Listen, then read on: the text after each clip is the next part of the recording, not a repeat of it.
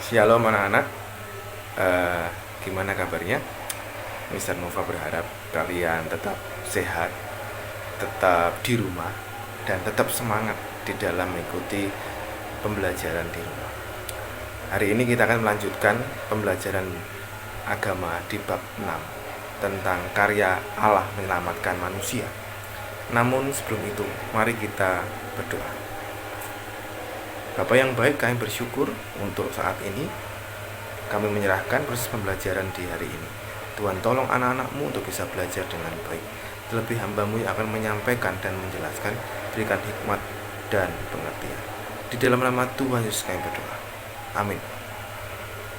Anak-anak, selamat belajar. Tuhan memberkati. Anak-anak, kita hari ini akan melanjutkan materi kita di bab 6, yaitu di bagian B tentang pembenaran, pengudusan, dan pemuliaan. Anak-anak sudah siap bukunya semua? Kita akan melihat apa yang dimaksud dengan pembenaran, justification, pengudusan, sanctification, dan pemuliaan, glorification. Tiga ajaran ini merupakan hal yang penting dalam doktrin keselamatan. Hal ini terkait juga dengan kronologi dari ketiga doktrin tersebut. Pembenaran terkait dengan masa lampau, pengudusan terkait dengan masa kini, sedangkan pemuliaan itu terkait dengan masa yang akan datang nantinya. Mari kita melihat tiga ajaran ini dengan lebih terinci. Yang pertama adalah pembenaran atau justification.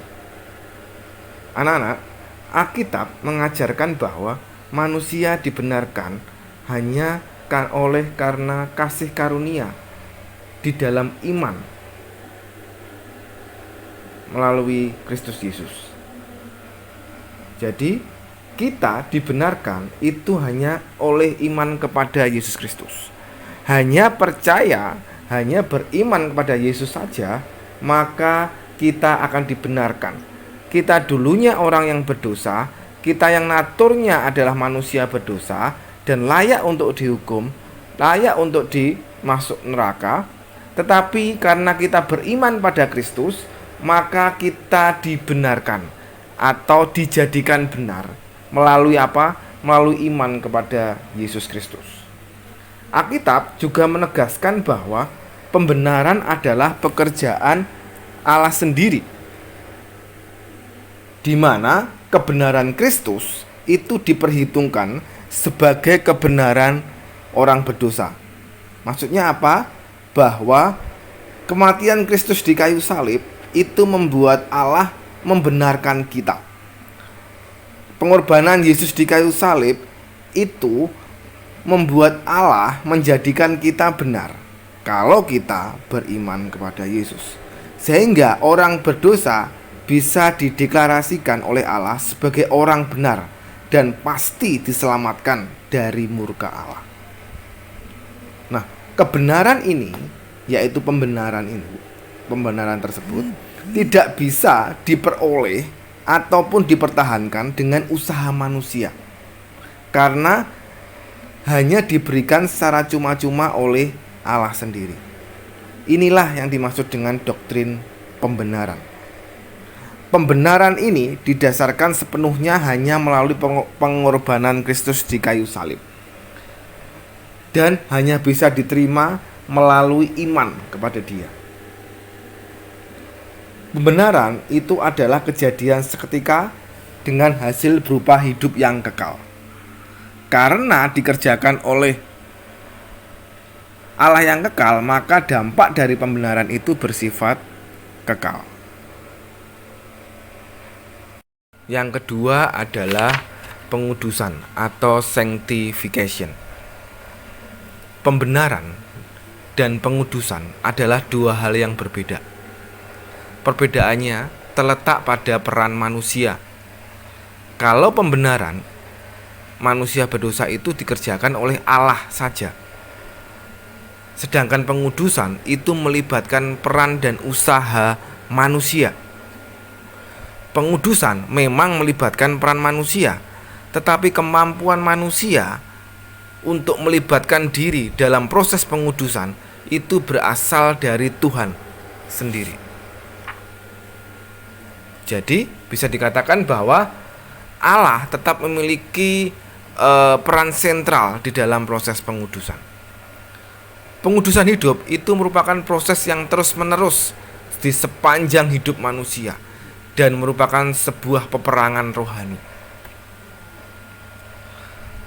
Namun harus diingat bahwa meskipun manusia itu belum bisa hidup kudus secara sempurna dan sering jatuh dalam dosa, itu tidak akan membatalkan karya pembenaran Allah. Dalam arti bahwa kalau kita sudah diselamatkan, maka kita akan pasti tetap selamat. Karena apa? Allah yang kekal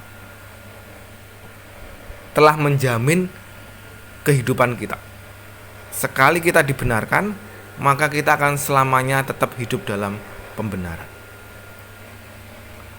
Lalu, apakah kita bisa berbuat dosa seenaknya?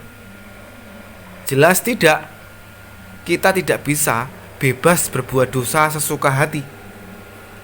Karena apa? Alkitab mengatakan kepada kita bahwa orang percaya harus melakukan apa yang kudus dan bukan yang cemar. Seperti tertulis dalam 1 Tesalonika ayat 4. 1 Tesalonika 4 ayat 7. Jadi, apapun yang kita lakukan harus mencerminkan orang yang sudah dikuduskan, tidak lagi sembarangan hidup di dalam dosa. Itu adalah pengertian dari pengudusan. Anak-anak, kita masuk pada bagian yang terakhir, yaitu bagian ketiga, pemuliaan atau glorification. Pemuliaan orang percaya itu terjadi pada saat Yesus Kristus datang kedua kalinya untuk menghakimi semua orang yang ada di dunia. Pemuliaan itu adalah pengudusan yang bersifat lengkap dan sempurna. Karena itu juga disebut dengan pengudusan akhir atau pengudusan sempurna. Alkitab menegaskan bahwa pada waktu bunyi nafiri terakhir, semua orang mati akan dibangkitkan dalam tubuh yang tidak dapat binasa. Pada saat pemuliaan itu, segala ketidaksempurnaan dan akar dosa dihapuskan dari tubuh orang percaya atau tubuh orang Kristen. Orang percaya akan diubahkan menjadi sempurna, dimuliakan dan menerima kehidupan kekal. Sedangkan orang yang tidak percaya pada Yesus Kristus akan mengalami kematian kekal dan siksa neraka. Dan itu pasti. Anak-anak, pemuliaan itu dikerjakan oleh Allah dalam sekejap mata. Hanya sekian detik saja.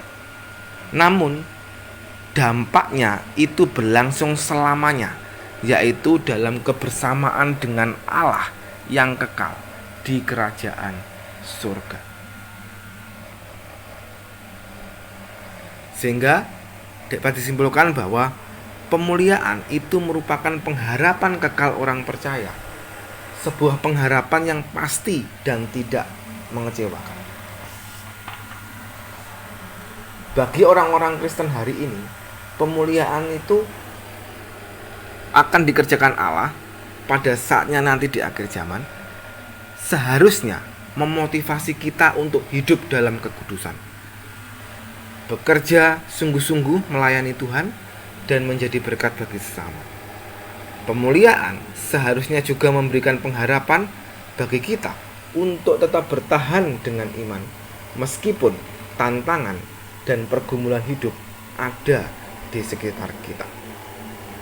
Jadi hari ini kita telah belajar tentang proses keselamatan yang diberikan Allah kepada kita, yaitu melalui pembenaran bahwa kita telah dibenarkan melalui Yesus Kristus dengan iman kepadanya.